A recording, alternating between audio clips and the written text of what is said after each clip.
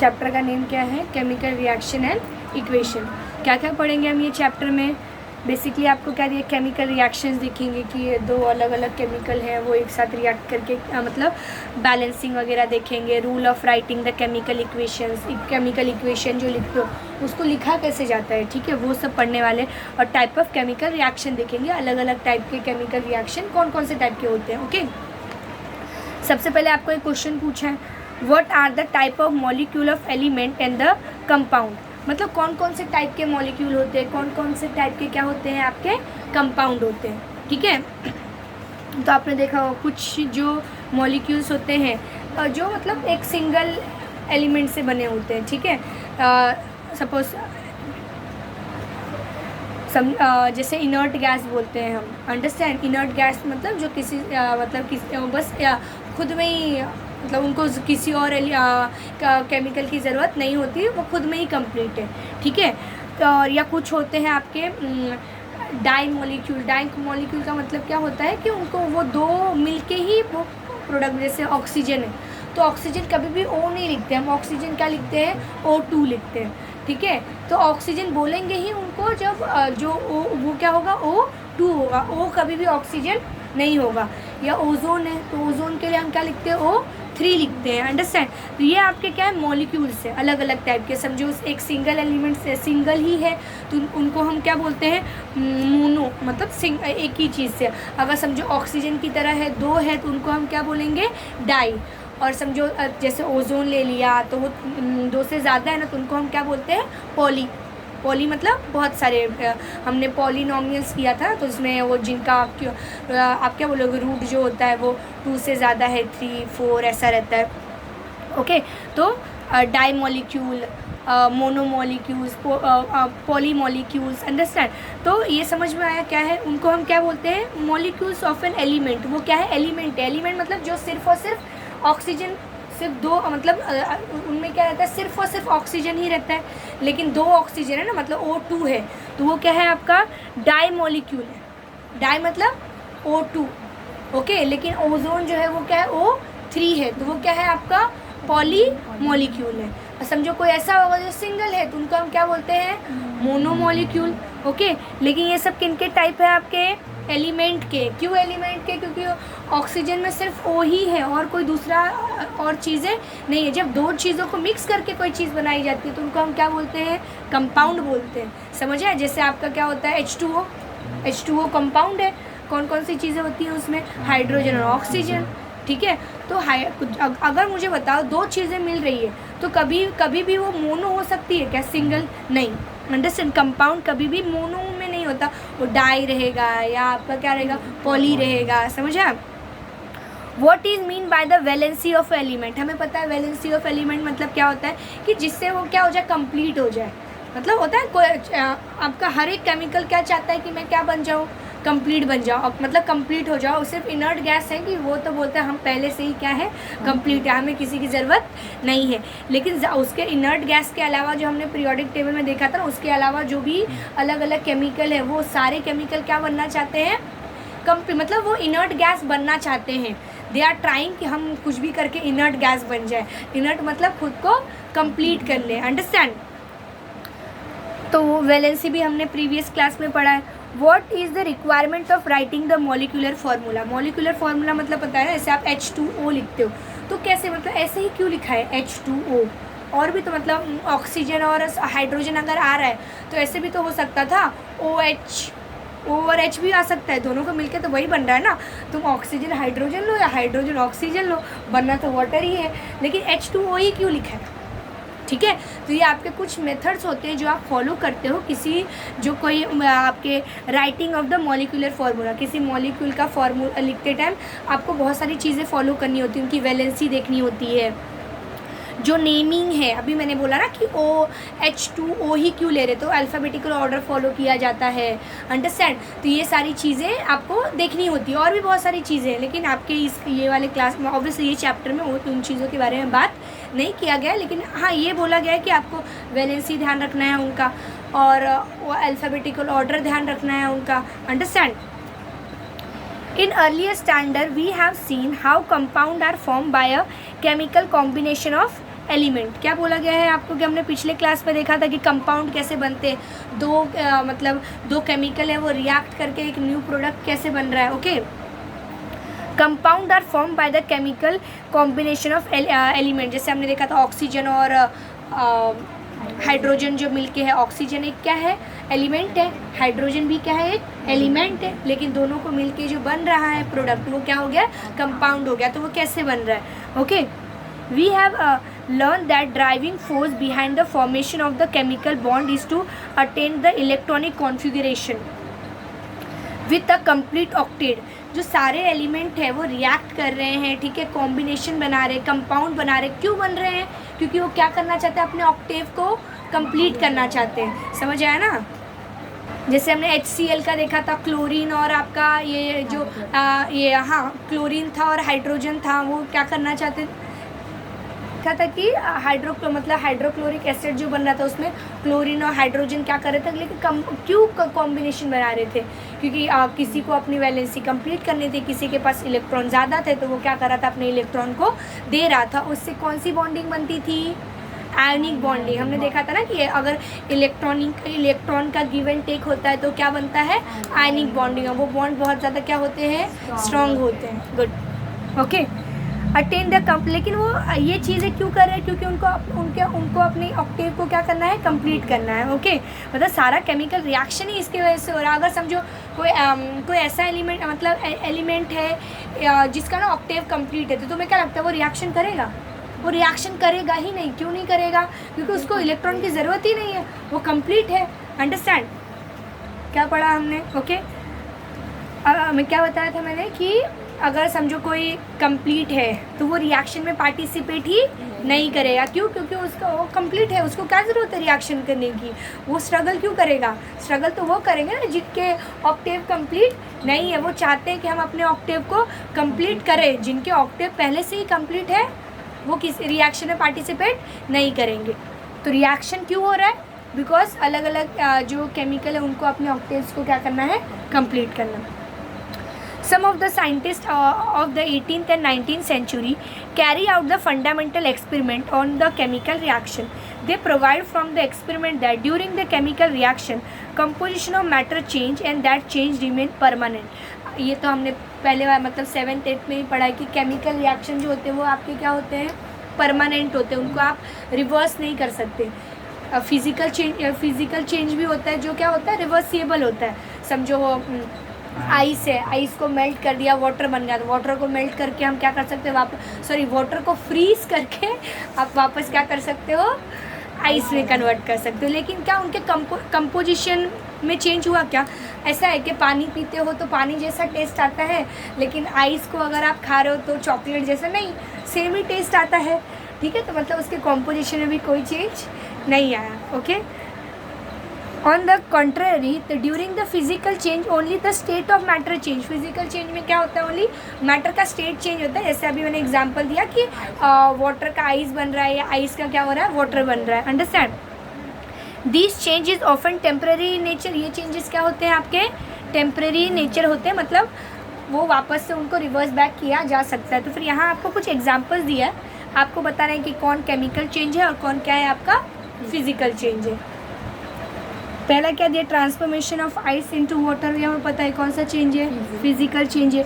Cooking of food बनाया जा रहा है, कौन सा चेंज होगा? अब होता है ना कि समझ लो तुम पालक लेके आ रहे हो, पालक को खाते हो, ठीक है, मतलब कच्चा पालक है, उसका टेस्ट कैसा आएगा? पालक से तुमने पालक पनीर बनाया, ठीक है, उसको खा रहे हो, उसका टेस्ट कैसा आएगा?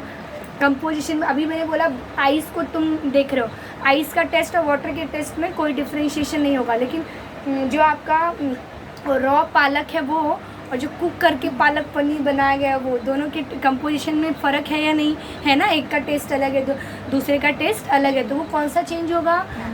केमिकल चेंज होगा। अंडरस्टैंड? क्योंकि आपने बहुत सारी चीज़ें उसमें ऐसा होता है कि पालक बना लिया और पालक पनीर बन गई, उससे पालक वापस से रिक्रिएट किया जा सकता है? नहीं किया जा सकता, तो इसलिए वो क्या है आपका chemical change. Ripening of fruit, हमें ये भी पता है वो भी क्या, जो फ्रूट है वो पक रहे तो वो भी कौन सा चेंज है आपका? केमिकल, क्योंकि वापस पके हुए आम से कच्चा आम बनाया नहीं जा सकता। मिल्क टर्न इनटू कर्ड्स, दही बनता ही केमिकल रिएक्शन से, समझ आया? वो लैक्टोबैसिलस बैक्टीरिया हमने पढ़ा था 9th स्टैंडर्ड में, तो वो भी क्या है आपका chemical change. Evaporation of water, water evaporate हो रहा है, देखा होगा कभी वो आपने कोई बर्तन लिया उसको गैस पर चढ़ा दो तो गर्म किया, भाप बन जाता है, गैस में कन्वर्ट हो गया, थोड़ा ठंडा कर दो तो वापस से वो पानी बन जाता है, तो चेंज रिवर्स बैक हो रहा है, तो वो कौन सा चेंज होगा आपका physical change. Digestion of food in the stomach chemical change है क्या, क्योंकि आपकी बॉडी बहुत सारे केमिकल्स रिलीज़ करती है, अंडरस्टैंड, तो वो आपका उनको जो आपने फूड खाया था उनको अलग कंपाउंड में क्या कर देती है, कन्वर्ट करती है।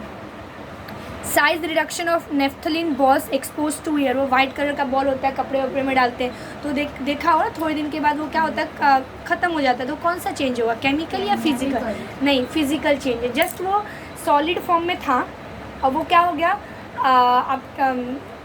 मतलब गैसियस फॉर्म में कन्वर्ट हो गया है, वो अभी भी वही, ठीक है, बस उसका स्टेट चेंज हुआ है, ठीक है। उसके जो बॉल के अंदर केमिकल थी ना, नेफ्थलीन बॉल के अंदर, वही केमिकल क्या है, वो जो गैस बना है उसके अंदर भी वही केमिकल है, तो उसके आपके सिर्फ स्टेट में चेंज हुआ, उनके मैटर में कोई कंपोजिशन ऑफ मैटर में कोई भी चेंज नहीं हुआ, अंडरस्टूड।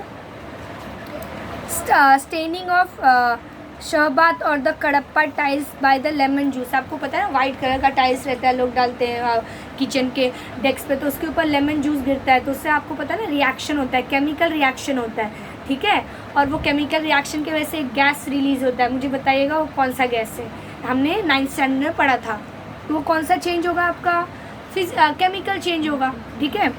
ब्रेकिंग ऑफ ग्लास, कोई ग्लास लिया उसको ब्रेक कर दिया, सब कौन सा फिजिकल चेंज हुआ। अगर तुम इतने होशियार हो तो वापस से जोड़ भी सकते हो, लेकिन उसके कंपोजिशन में चेंज हुआ क्या, नहीं, बस मतलब फिजिकल स्टेट में चेंज हुआ है, तो कौन सा चेंज होगा आपका फिजिकल चेंज, ओके।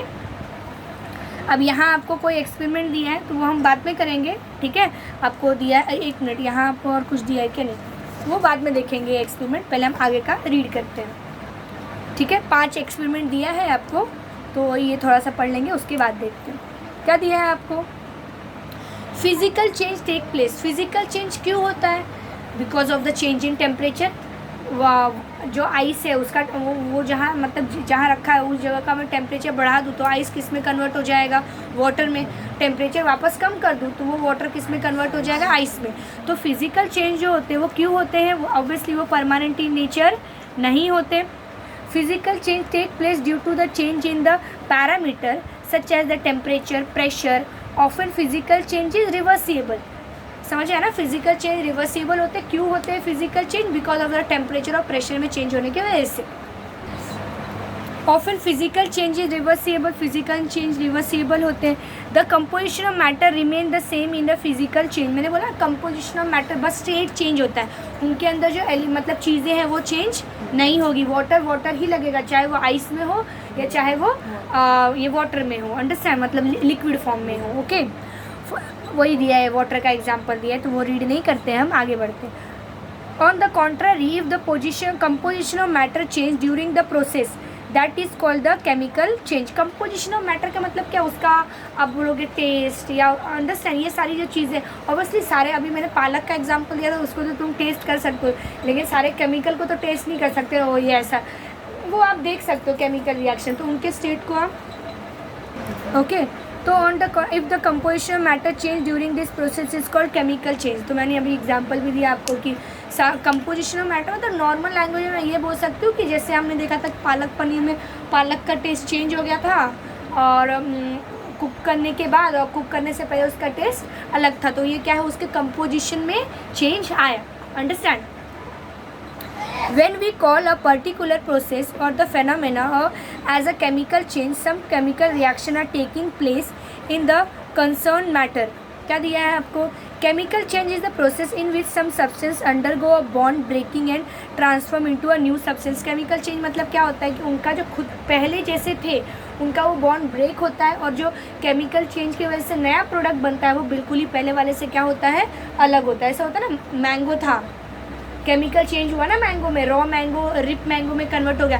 पहले उसका टेस्ट कैसा था आपका, खट्टा टेस्ट था, सॉर टेस्ट था, बाद में वो क्या हो गया, स्वीट आ गया, तो बिल्कुल ही चेंज हो गया। कोई अगर किसी ने कच्चा मैंगो देखा ना हो अपने जीवन में तो बोल ही नहीं सकता कि ये जो मैंगो था ये पहले ऐसा था, नहीं बोल सकते ना, क्योंकि दोनों ही कितने अलग अलग हैं। समझ आ रहा है? Where the substance form as the result of the chemical reaction by formation of new bond are called the product. मतलब जो चीज़ें केमिकल रिएक्शन में जो दो प्रोडक्ट पहले रिएक्ट करते हैं, मतलब दो चीज़ों को लिया तुमने, उसको हम बोलते हैं रिएक्टेंट। उनसे जो बनता है न्यू ऑब्जेक्ट, उनको हम बोलते हैं प्रोडक्ट। ठीक है। For example formulation of carbon dioxide. हमें पता है कार्बन डाइऑक्साइड क्या, ये आपको दिया है कि कैसे बने, कैसे क्रिएट करोगे। ऑब्वियसली यहाँ इन्होंने आपको दिया है कि आप कोल को बर्न कर रहे हो, आपको भी पता है कोई या कोई भी फ्यूल आप बर्न करते हो तो उससे क्या रिलीज़ होता है, CO2 रिलीज़ होता है। CO2 मतलब carbon dioxide. Combustion of coal in the air. तो कोल के अंदर क्या होता है आपका, कार्बन होता है। मैंने बोला आप लोग मतलब आगे अभी आई थिंक ये 10th स्टैंडर्ड में आपका चैप्टर भी होगा, ओके, कार्बन एंड कंपाउंड, उसमें आप कार्बन के बारे में पढ़ोगे बहुत सारा। लेकिन कोल के अंदर क्या होता है, कार्बन होता है। अगर वो बर्न हो रहा है, जल रहा है, ठीक है, तो कोल के अंदर कार्बन होता है। और किसी भी चीज़ को बर्न करने के लिए किस चीज़ की ज़रूरत होती है, ऑक्सीजन।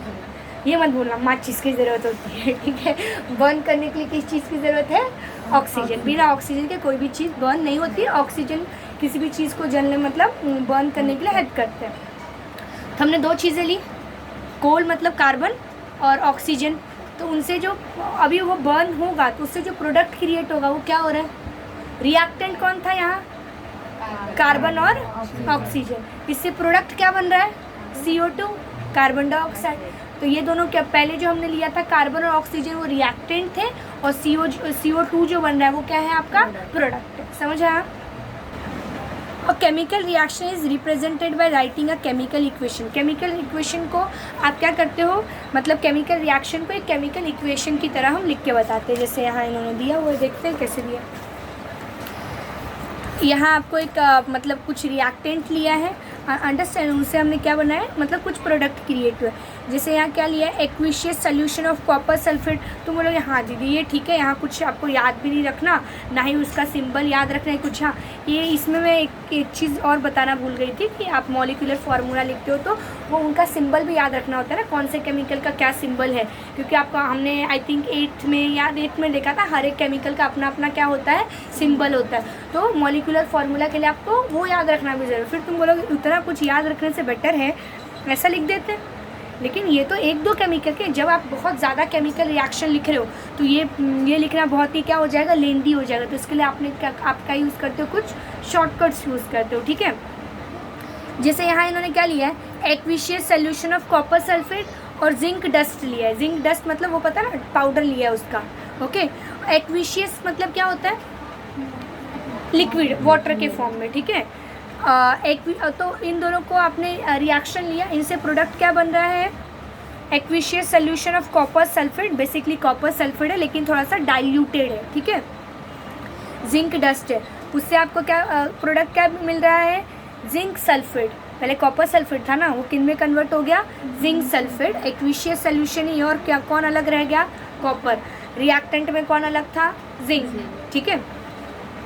तो आपको ऐसा लिखना नहीं है, ठीक है। ये वर्ड इक्वेशन है, ठीक है। इनको कैसे लिखोगे आप, a word equation can be written further condense form. इसको आप कंडेंस फॉर्म में लिख सकते हो। कॉपर सल्फेट, कॉपर सल्फेट मतलब क्या होता है, CuSO4। जिंक है तो उसका क्या होता है, Zn। ये सिंबल्स हैं उनके, ये तो पता होना चाहिए। जब आपको क्या लिखना है, मॉलिक्यूलर फार्मूला, ओके।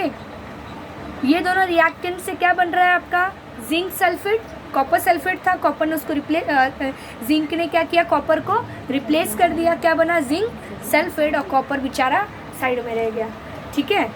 कोई डाउट? तो दो प्रोडक्ट, जब आप दो प्रोडक्ट को लिखते हो, मतलब ये रिएक्टेंट को लिखते हो, मतलब दो या दो से जितना भी ज़्यादा, बीच में कॉमा नहीं, क्या डालते हैं, प्लस डालते हैं। समझो पहला रिएक्टेंट लिखा, फिर दूसरा लिख रहा है तो बीच में क्या डालेंगे, प्लस। तीसरा भी लिखना है तो उसमें उन क्या डालेंगे आगे, रिएक्टेंट के बाद जब प्रोडक्ट बन रहा है तो वहाँ आप क्या दिखाते हो, एक एरो दिखाते हैं, ओके। और फिर जो प्रोडक्ट होता है, अगर प्रोडक्ट एक है या एक से ज़्यादा प्रोडक्ट है तो उनके बीच में भी कौन सा साइन आता है, प्लस का साइन आता है। कोई डाउट, समझ आया? Representation of chemical reaction is a condense form using a chemical formula is called the chemical equation. हम इनको क्या बोलते हैं, chemical equation. In the above equation copper sulphate क्या है CuSO4 and zinc Z are the reactant, ये क्या है आपके ये दोनों क्या थे आपके रिएक्टेंट थे। The react with each other and form a copper particles and a solution of the colourless zinc sulphate ZnSO4। तब यहाँ देखो ये जो जिंक सल्फेट और के साथ जो जिंक मिक्स था ना, ये ना मतलब इनके अंदर कुछ कलर होता है आपका, आई थिंक ब्लूइश कलर रहता है, ठीक है। तो ये जब रिएक्शन हुआ तो जिंक सल्फेट बना तो ये क्या हो जाएगा, कलरलेस हो जाएगा, ठीक है। तो इनका कंपोजिशन ऑफ मैटर में चेंज हुआ। ये कौन सा रिएक्शन होगा आपका, केमिकल रिएक्शन होगा। As the product having totally different properties, the ionic bond in the reactant CuSO4 is break। ये क्यों हुआ, क्योंकि CuSO4 जो था उनके बीच में ऑब्वियसली कॉपर और सल्फेट, इनके बीच में क्या था आपका, आयनिक बॉन्ड था। ये जब दोनों रिएक्शन किए तो ये बॉन्ड क्या हो गया, ब्रेक हो गया, ये आयनिक बॉन्ड ब्रेक हुआ और ZnSO4 बन गया, अंडरस्टैंड। वो बिल्कुल ही क्या था आपका, कलरलेस से, understand. During ZnSO4 is form during the reaction. अब तुम्हें क्या लगता है कि ये करेक्ट है, ये जो आपको केमिकल रिएक्शन लिख के दिया है ये परफेक्ट है? नहीं। क्यों नहीं है परफेक्ट, क्योंकि इनके साथ में ना आपको ये भी लिखना होता है कि इनके स्टेट भी बताना होता है, मतलब कौन से स्टेट में सॉलिड है, लिक्विड है, गैशियस है, अंडरस्टैंड। तो ये वाला आपका जो रिएक्शन दिया मतलब आपको दिया हुआ है ये परफेक्ट नहीं है। इसके साथ में आपको ये भी लिखना है कि इनका स्टेट क्या है। जैसे अगर समझो ये कॉपर सल्फेट दिया था, ये कौन से फॉर्म में था, एक्विशियस फॉर्म में है। तो एक्विशियस के लिए हम क्या लिखते हैं, जैसे यहाँ इन्होंने देखो लिखा है AQ।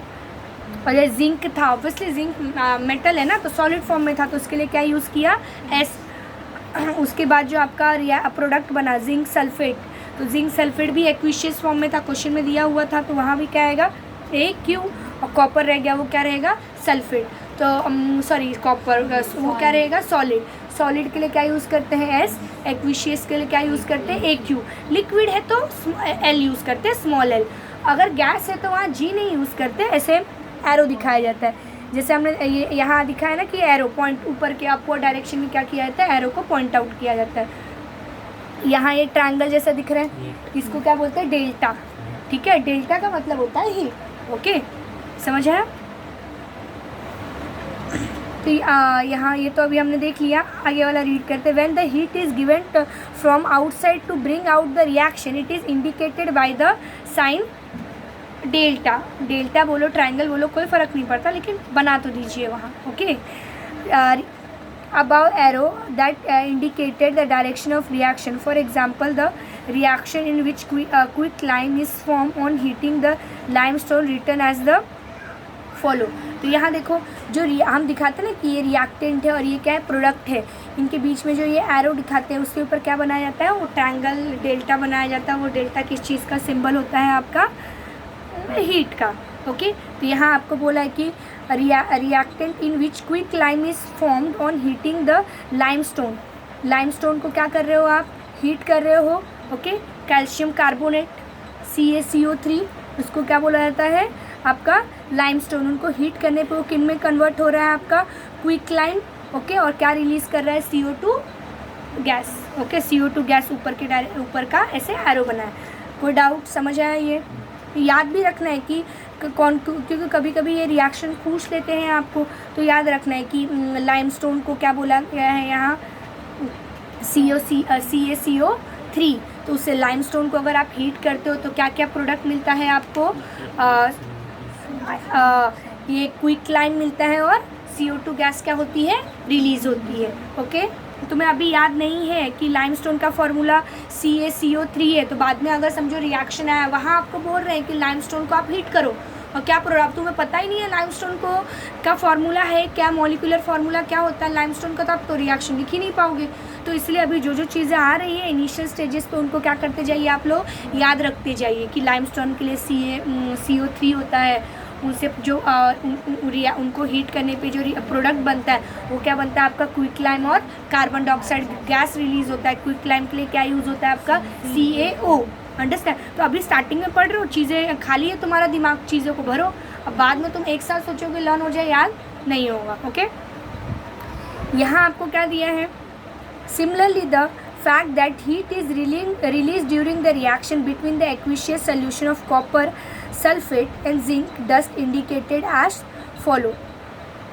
अगर समझो कोई रिएक्शन होता है, मतलब कोई दो चीज़ों का आपने होता है ना, कभी कभी आपने देखा होगा, दो केमिकल लिया, उसको मिक्स किया तो वो नया प्रोडक्ट तो बन रहा है, लेकिन वो अचानक से वो बहुत ज़्यादा हीट हो जाता है, गर्म हो जाता है, तो मतलब वो रिएक्शन से क्या क्रिएट हो रहा है, आपका हीट क्रिएट हो रहा है. जब हीट क्रिएट होता है तो हम क्या लिखते हैं, प्लस हीट ऐसे करके लिख देते हैं. समझ है?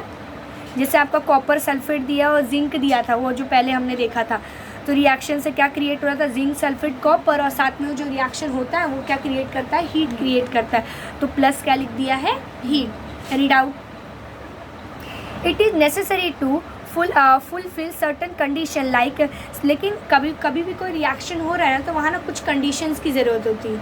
अंडरस्टैंड? फॉर एग्जांपल आपको एक स्पेसिफिक टेम्परेचर तक, जैसे हमने देखा था कि उसको हीट देना पड़ता है. प्रेशराइज कुछ रिएक्शंस होते हैं कि उनको एक पर्टिकुलर प्रेशर जब आप प्रोवाइड करते हो तब वो रिएक्शन होता है. क्या कुछ कैटलिस्ट का मीनिंग क्या होता है, ऐसे प्रोडक्ट जो रिएक्शन में पार्टिसिपेट नहीं करते, वो रिएक्शन के जो मतलब होता है, वो जो केमिकल रिएक्शन उनके स्पीड को इंक्रीज कर देते हैं. ठीक है? To bring about some reaction this condition are indicated below और अबाउ द एरो. ये भी एग्जाम में पूछ लेते हैं, आता है कि necessary to fulfil the certain condition, मतलब केमिकल रिएक्शन के लिए कौन कौन सी कंडीशन की ज़रूरत है, तो आपको आना चाहिए बोलने. Specific temperature, pressure, catalyst. Understand? ये तीनों नहीं, कोई एक पूछते हैं कि बताओ कौन से मतलब कौन से एक कंडीशन की ज़रूरत होगी, तो आप कुछ भी लिख सकते हो, कैटलिस्ट लिख सकते हो, या टेम्परेचर लिख सकते हो, या प्रेशर लिख सकते हो. The condition are indicated below और अबाउ एरो. वो जो हम बीच में ये एरो देखते हैं ना, वो जो पर्टिकुलर कंडीशन है ना, वहाँ उसके ऊपर या उसके नीचे लिखा जाता है. जैसे कैटलिस्ट ऐड कर रहे हो, वो भी यहाँ लिखा जाता है, उसके ऊपर नीचे तुम लिख सकते हो. हीट कर रहे हो, हमने देखा था ना, उसके ऊपर लिखा गया, तो ज़रूरी नहीं है ऊपर, तुम नीचे भी लिख सकते हो, लेकिन वहीं लिखना है आपको. Any doubt? Okay. For example, reaction of vegetable oil take place at the temperature of 60 degree. Vegetable oil रहता है, ओके, उनको आप क्या करो, उनका रिएक्शन हो रहा है कौन से टेम्परेचर पे, 60 डिग्री पे, विथ हाइड्रोजन. किन के साथ रिएक्शन हो रहा है, हाइड्रोजन के साथ. बट वो रिएक्शन के टाइम पे आपको कौन से कैटलिस्ट की ज़रूरत है, निकिल. यहाँ देखिए रखा है nickel catalyst and is return है, यहाँ आपको दिया हुआ है वो रिएक्शन. तो क्या वही दिया है, वेजिटेबल ऑयल, उनका रिएक्शन हो रहा है किन के साथ, हाइड्रोजन गैस. देखो वेजिटेबल ऑयल लिक्विड था, इसलिए क्या यूज़ किया, एल. हाइड्रोजन गैस है तो क्या यूज़ किया आपका, जी. ओके. रिलीज़ होता तो उसके लिए अलग, लेकिन रिएक्टेंट में पार्टिसिपेट कर रहा है तो ओके. फिर क्या आपने देखा कि पर्टिकुलर टेम्परेचर चाहिए और कैटलिस्ट चाहिए, तो उनको एरो के ऊपर नीचे लिखा गया है. ओके. और ये क्या है, आपके सर्टन कंडीशंस हैं नेसेसरी फॉर दैट रिएक्शन. उससे क्या प्रोडक्ट बन रहा है आपका, वनस्पति घी. अंडरस्टूड? स्पेशल इंफॉर्मेशन और the name of the reactant product are written below their formula. For example, copper on reaction with the concentrated nitric acid given reddish color poisonous nitrogen dioxide gas. तो यहाँ आपको क्या बोला है कि copper on react with the concentrated. अभी दो चीज़ें होती है, डाइल्यूट होता है, कंसनट्रेटेड होता है, दोनों में फ़र्क क्या है.